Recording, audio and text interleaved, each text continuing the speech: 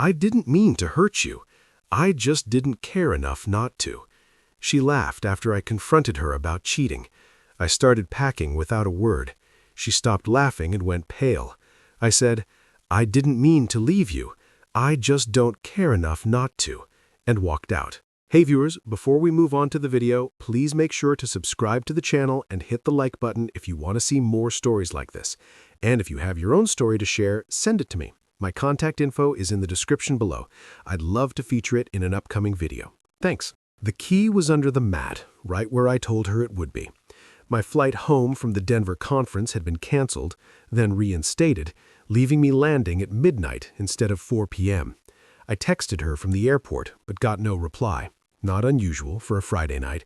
She was probably out with the girls, phone buried in the bottom of some glittery clutch. I just wanted my bed. The silence of my apartment was a relief after 3 days of forced networking. I dropped my suitcase by the door. The thud was too loud in the stillness. That's when I saw them.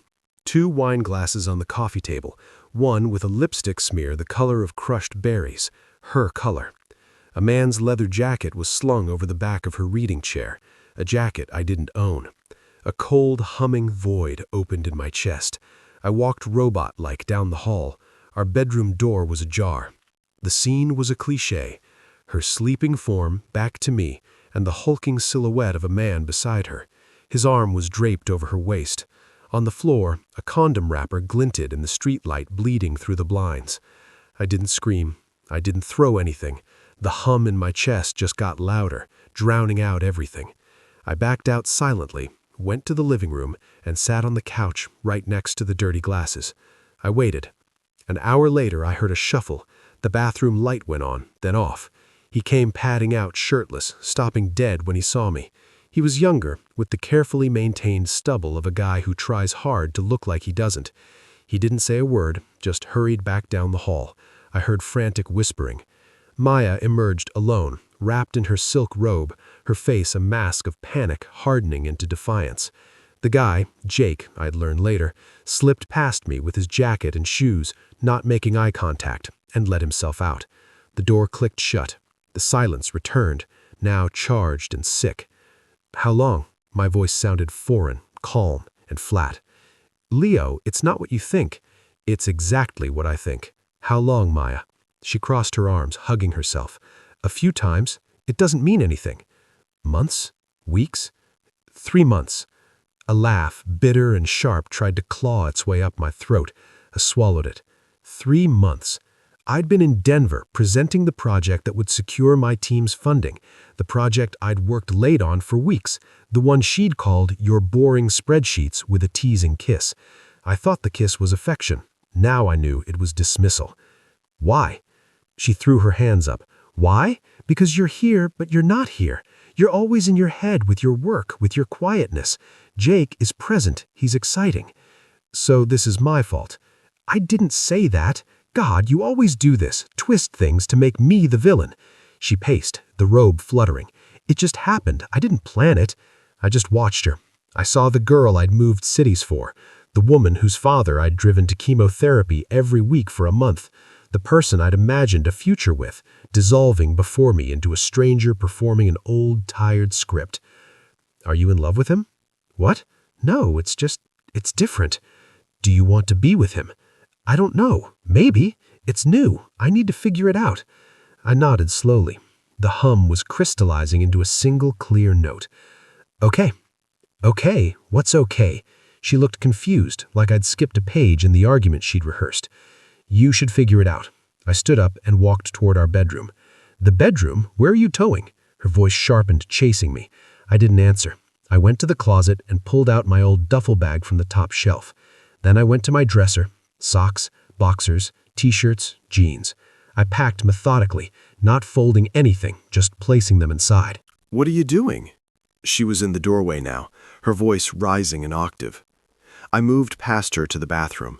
Toothbrush, razor, deodorant, the spare contact lens case. I dropped them into the dop kit. "Stop it," she demanded, following me back into the bedroom. "Stop this right now. Are you seriously packing a bag? You're going to leave over this?" I unzipped my suitcase from the hallway, the one I'd lived out of for 3 days, and started transferring the contents of the duffel into it. Work clothes, dress shoes, my portfolio. Leo, talk to me. It was just sex. You're being ridiculous. I finally turned to look at her. The defiance was still there, but it was cracking at the edges, revealing the panic beneath. She couldn't control the narrative if I refused to read my lines. Just say something, she shouted, the words bouncing off the walls.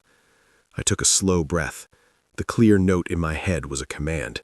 Do not engage. Just go. I need to understand, I said, my voice still that terrible, even calm. So you're saying you didn't intend to hurt me? No, of course I didn't intend to. God! She let out a frustrated, nervous sound, a half laugh, a scoff. It was meant to diminish me, to frame my pain as a casual transgression. I didn't mean to hurt you. I just didn't care enough not to. There it was, the core of it, polished and offered up with a shrug. Not malice, but absolute, trivial indifference. My love, my trust, our 5 years, they weren't worth the minimal effort of caring enough not to break them. Something settled in me then, final, like a heavy bolt sliding home. I turned back to my suitcase and zipped it shut. The sound was definitive. I picked it up, hefted my laptop bag onto my shoulder, and walked toward the front door. Her confusion had morphed into real fear. She planted herself between me and the door. Wait, you're actually leaving? Just like that? Where will you go? I stopped, looking at her, really looking. The woman I loved was gone. This was just the vessel she'd left behind. I saw the pale cast of her skin, the widening of her eyes as she realized I was not performing a tantrum. This was an exit. I didn't mean to leave you. I just don't care enough not to. The last shred of color drained from her face. Her lips parted, but no sound came out. The laugh was gone, the defiance erased. She just looked hollow. I stepped around her, my movement gentle but irrevocable. I opened the door. I did not look back. I stepped into the hallway, pulling the door closed behind me. It didn't slam. It clicked shut with a soft, final sound, like the lid of a box being closed on something that was already dead. The hotel room smelled like citrus-scented cleaner and emptiness. I chose the cheapest one near the airport, a place designed for transients. I sat on the edge of the stiff bed, my suitcase and laptop bag beside me, like loyal, silent dogs. The humming in my chest had subsided, replaced by a vast, quiet static. I felt nothing. Not anger, not sadness. Just a hollow, resonant absence, as if the core of me had been surgically removed, and I was left observing the empty cavity. I didn't cry. I just existed. I ordered a club sandwich from room service at 2 a.m. and ate it methodically, tasting nothing. I watched infomercials until the sun came up, the cheerful hosts a bizarre soundtrack to the end of my life as I knew it. In the gray morning light, the memories began to intrude. Not the good ones. Those would hurt too much, and my mind seemed to protectively block them. Instead, it offered up a flashback, sharp and unbidden. 2 years ago, Maya, tears streaming down her face, holding the positive test. It wasn't planned. We were scared. I held her, my own heart pounding with a terrifying mix of dread and a strange budding hope. We'll figure it out, I'd said into her hair, together. A week later, the miscarriage. She was devastated, a raw nerve of grief. I took 2 weeks off work. I cooked every meal. I held her during the night terrors. I fielded calls from her family. I sat in the bathroom with her while she cried on the floor. When she finally emerged, blinking in the sunlight, she'd squeezed my hand and said, "I don't know what I would have done without you." I had let that sentence cement my identity for years. Her protector, her foundation, the one who stayed. Now in the sterile hotel room, the irony was a cold knife. The one who stayed was the one who had been deemed not present. The foundation was something you built upon until you wanted a different view. Then you left it buried without a second thought. The static in my head began to recede, replaced by a cold operational clarity. Grief was a luxury. This was now a logistical problem. My phone buzzed, a string of notifications from Maya. "Where are you? This is insane. Come home so we can talk like adults. Leo, answer me. You're really going to ghost me after everything? Fine, be a child. I didn't block her. Not yet. I opened my banking app. I transferred my half of the last month's bills from our joint account into my personal one. I canceled the automatic payment for our upcoming vacation, the one to Costa Rica I'd been saving for as a surprise for our anniversary. The confirmation email felt like shedding a weight. Then I sent one text. I drafted it 3 times, stripping it of any emotion, any hook she could grab onto. My belongings will be collected from the apartment Tuesday afternoon. Your key will be left with Building Superintendent Lopez. Please have anything you consider yours removed before then. Her reply was instantaneous. Maya, what the F, Leo? You're just giving up? You're not even going to fight for us? This is how little I meant to you? I put the phone face down. That was the last text of hers I would ever read. I methodically went through my social media. I untagged myself. I changed my relationship status to single. I unfollowed her. And then, without drama, I blocked her on everything. Instagram, Facebook, Twitter, even Spotify. It wasn't an act of anger, it was hygiene, removing a source of infection. Next, the friends, our mutual circle. I picked 3 I respected the most and sent nearly identical messages. Hey, just a heads up, Maya and I have split up. It was due to infidelity on her part. I don't wish to discuss the details, but I wanted you to hear it from me. I'm taking some space, but I value your friendship. The responses were a mix of shock, support, and awkward sympathy. I thanked them and didn't engage further. I was building a wall, brick by quiet brick. Tuesday came. I hired a task service through an app. 2 polite, indifferent strangers in matching polo shirts packed the rest of my clothes, my books, my records, the set of chef's knives my father gave me. They put it all in storage unit number 317. They left the key with Super Lopez. The entire operation cost me $389. It was the best money I'd ever spent. The next few weeks passed in a strange, peaceful rhythm. I extended my stay at the airport hotel, then found a furnished sublet downtown, a minimalist box with a view of other buildings. I went to work. I did my job. I came home. I started running along the river, the pounding of my feet on the pavement a meditation. The silence in my apartment was no longer empty. It was clean. The first ripple of karma came 3 weeks later via Derek, one of the mutual friends I'd messaged. We met for a beer. His idea. So, he said, shifting uncomfortably after the first sip, you've really gone dark, man. Just focusing, I said. On what? On not focusing on the past. He nodded, then leaned in slightly. Look, I probably shouldn't tell you this, but since you're so calm, things aren't great with Maya. Jake, he took a sip. I said nothing. My silence was an invitation for him to continue, not out of curiosity, but because I understood he needed to unload. She moved him in like a week after you left. Big drama. But the guy, he's a mess. Lost his bartending job, showed up drunk or not at all. I heard from Sarah that he's got a bit of a record. Petty theft, disorderly conduct. I remained quiet. And Maya's not the same. She posted all these new chapter pics with him, but last week she posted this vague quote about trusting the wrong people, then deleted it. Sarah said she saw them screaming at each other in a parking lot. He threw a takeout bag at her car. I felt a distant, abstract pity, the kind you feel for a character in a movie making obviously terrible choices. It had no connection to me. Sounds unstable, I said finally, my voice neutral. Yeah, no kidding, you dodged a bullet, man. I didn't agree or disagree. A bullet implies something was shot at you. This felt more like I'd voluntarily stepped off a path that was crumbling ahead of me. Anyway, that night, back in my quiet sublet, my phone buzzed with a text from an unknown number. Unknown. Leo, it's Maya. I know you blocked me. Please, I made a huge mistake. Can we just talk? I'm so sorry for what I said, what I did. I'm so sorry. The words sat there on the screen, glowing in the dark room. I felt nothing.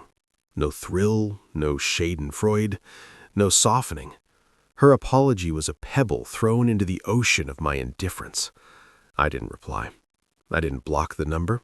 I simply swiped the notification away. The screen went dark, reflecting my own placid expression back at me. The silence, once again, was absolute. And for the first time since I'd found those wine glasses, it felt like mine. The silence after her first text wasn't a tactic. It was simply my new state of being.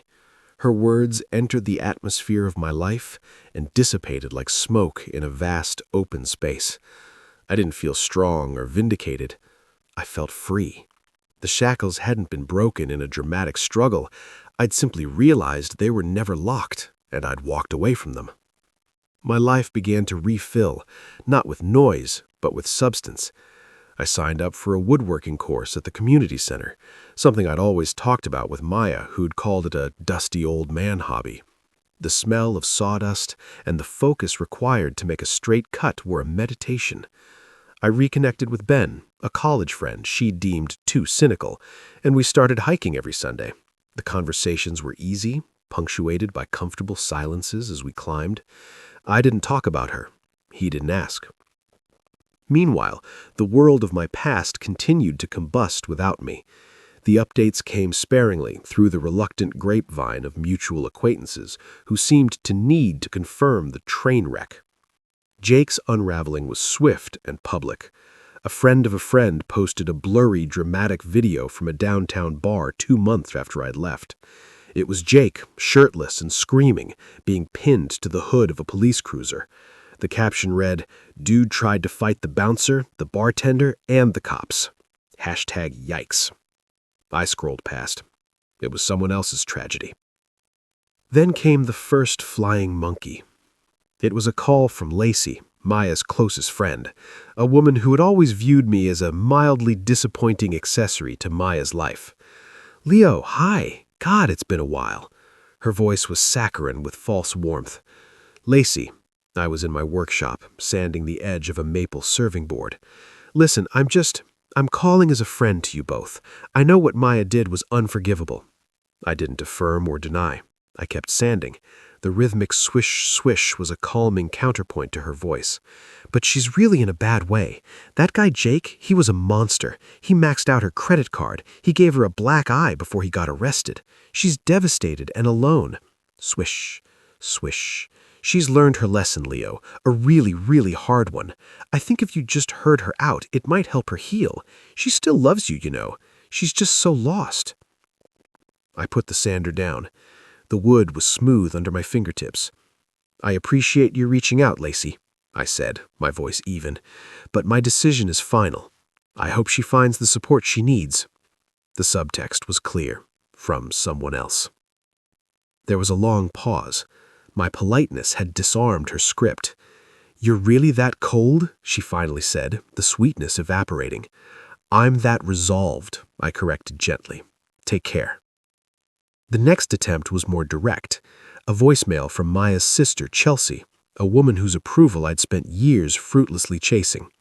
"Leo, it's Chelsea. Look, I never got involved in your guy's stuff, but this is too far. She messed up, okay? People make mistakes. But you abandoning her completely when she's at her lowest? That's not the man I thought you were. That Jake creep is in jail where he belongs, but she's the one doing a life sentence in her own head. Have some compassion. Call her." I deleted the voicemail. The man she thought I was a fiction, a placid, accommodating figure who existed to stabilize her sister. That man was gone. The final, desperate data point came not through a person, but through the digital haze. Out of morbid curiosity, one slow evening, Ben pulled up Jake's public court records on his laptop. There it was. Multiple charges from the bar fight, plus a previous warrant for violating a restraining order from another ex-girlfriend. The man was a pattern, not an anomaly. Maya hadn't traded up for excitement. She'd jumped from a stable platform onto a known fault line. Then my phone lit up with a local number. I let it go to voicemail. An hour later, I listened. It was Maya, but not the pleading, shattered woman from the texts.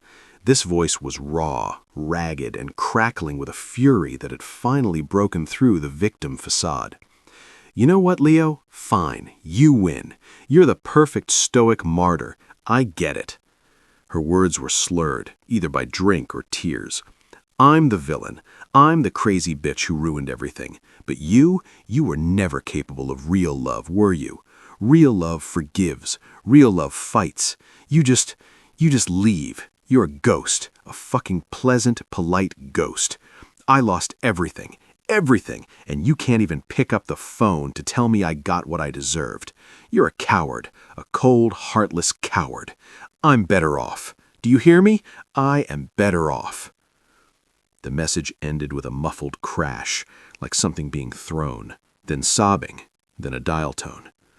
I saved the voicemail, not out of sentiment, but as a reminder. This was the authentic core. Once the performance of remorse failed to get a reaction, this was the anger of a person who believed their consequences should be someone else's responsibility to alleviate. The last vestige of any softness inside me petrified, turning to stone. She had shown me her truth twice now, first in her indifference, then in her rage. I believed her both times. That weekend, I finished the maple serving board. I oiled it, and it glowed, the grain rich and deep. Ben came over, and I grilled steaks. We ate off my new creation. As we sat on my sublet small balcony, the city lights twinkling, a deep, unshakable peace settled over me. The noise from my past was a distant, fading echo. Here, in the quiet present, I was building something real. One straight cut, one calm day at a time. The stage was set. The final act wasn't mine to perform, but I knew with a certainty that felt like fate that she would try to drag me back into her play one last time, and I knew with even greater certainty that I would have no lines left to speak. 6 months to the day after I walked out, I was waiting for a cortado at The Grind, a coffee shop near my new office. The sublet was gone. I'd leased a modern, airy apartment with a view of the river and space for a proper workshop. The maple board had been the first of many projects.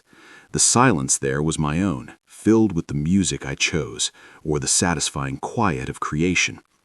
Ben was running late, so I'd ordered first, scrolling idly through architectural plans for a custom bookcase on my phone. I was at peace. Not the fragile quiet of the hotel room, but a solid, earned tranquility. The bell on the shop door jingled. I glanced up out of habit. It was Maya. She stood frozen just inside the doorway, silhouetted against the gray afternoon light. She looked diminished. The vibrant, careless woman who'd laughed at my pain was gone. This woman was thinner, her shoulders hunched inside a coat that seemed too big. Her eyes, scanning for a seat, landed on me and widened. A kaleidoscope of emotions twisted her features. Shock, hope, a frantic calculation, deep shame. I watched it play out from a distance, as if observing a curious animal. I felt nothing. No pull, no spike, no cold flush. Just a mild observational interest in what she would do next. She walked toward me. My table was by the window, a small two-top. There was no escape route for her, no ambiguous approach. It was a direct line. "Leo?" Her voice was a scrap of sound, rough from disuse or crying. I gave a single, slow nod. Maya. She flinched at the neutrality. It was worse than hatred. "You look really good." It was true. The running and the woodworking had leaned me out. The constant tension she had brought into my life had evaporated from my face. I looked rested. "Thank you," I said, as if she'd complimented a stranger's tie. "Can I?" Her hand gestured weakly to the empty chair across from me. "I'm waiting for a friend. Not a no, not a yes, a simple fact." "Just for a second, please." The please was brittle. I inclined my head, a minute concession. She sat, perching on the edge of the chair like a bird ready to flee. Her hands twisted a napkin from the dispenser. She looked at my hands, my face, my coffee cup, anywhere but directly into my eyes, which held only a calm, unblinking focus. I don't even know where to start." She took a shuddering breath. "Everything fell apart. Everything. What I said to you that night, it was the worst thing I've ever said to anyone. It wasn't true. I was trying to hurt you because I felt so guilty. I was a coward." I listened. I didn't nod, didn't interrupt, didn't interfere. I was a lake, absorbing a pebble. It sank without a ripple. Jake. He was a con man, an abuser. He took money. He hit me. She said this last part quickly, as if testing it as a key for my sympathy. My expression didn't change. He's in jail now, for a long time, I think. And I'm so alone. My friends, they don't get it. Lacey just says, "I told you so." Chelsea is sick of my drama. She gave a wet, pathetic laugh. I'm in therapy now, really doing the work. I am. She finally looked up, her eyes searching mine for a crack, a flicker of the old Leo, the protector, the one who absorbed her pain. She found only a polite, impenetrable surface. I've relived that night 1,000 times, she whispered, tears welling. I was an idiot, a cruel, selfish idiot. I threw away the best thing I ever had because I was bored and stupid and he gave me cheap attention. I am so sorry, Leo. Not just for cheating, for the words, for making you feel like you were nothing. You were everything. The barista called my name. I stood, collected my cortado from the counter, and returned to the table. I didn't offer to get her anything. I took a slow sip, the rich bitterness grounding me in the present. This moment, this closure.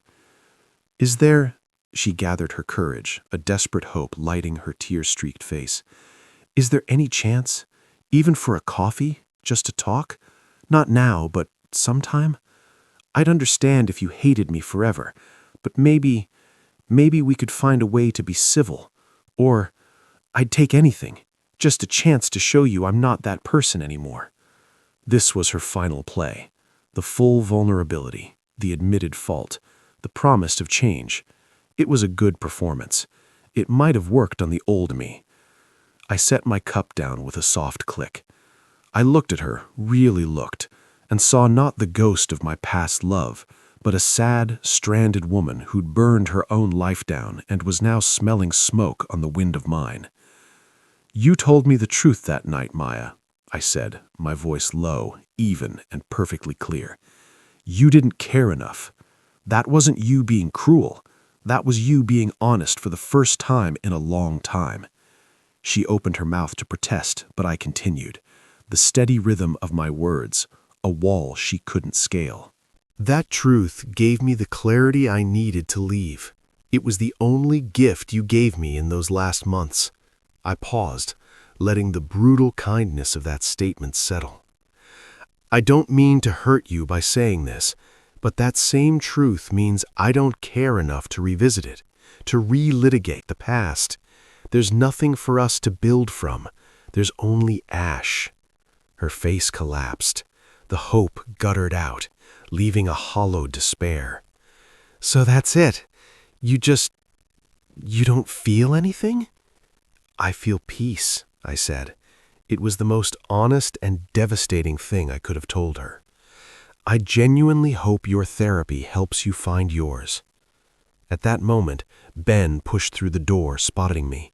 He gave a quick wave, his eyes flicking to Maya with brief, neutral recognition before looking back to me, a question in his raised brows. I gave him a small, genuine smile, one she hadn't seen in years, and turned back to her for the last time. My friend is here. I have to go. I stood, picking up my coffee. Take care of yourself, Maya. It was the kiss-off of a stranger, a polite, terminal farewell. I walked to the counter to meet Ben. I heard the scrape of her chair, a choked sound. I didn't turn. Ben clapped me on the shoulder. You good, man? Never better, I said, and I meant it. Ready to go? As we walked out into the crisp afternoon, I didn't wonder what she was doing. I didn't feel her stare on my back. I was already gone, had been for months. The man she was begging for no longer existed. He had walked out one night, and in his place stood someone she would never know, someone who had built a life, piece by steady piece, on a foundation of quiet dignity, far away from the noise of her consequences. The last thread was cut, not with a shout, but with a quiet, definitive truth. And the silence that followed was finally, completely my own. Thanks for watching. Make sure to subscribe to the channel and hit the like button. What do you think about this story? Share it in the comments.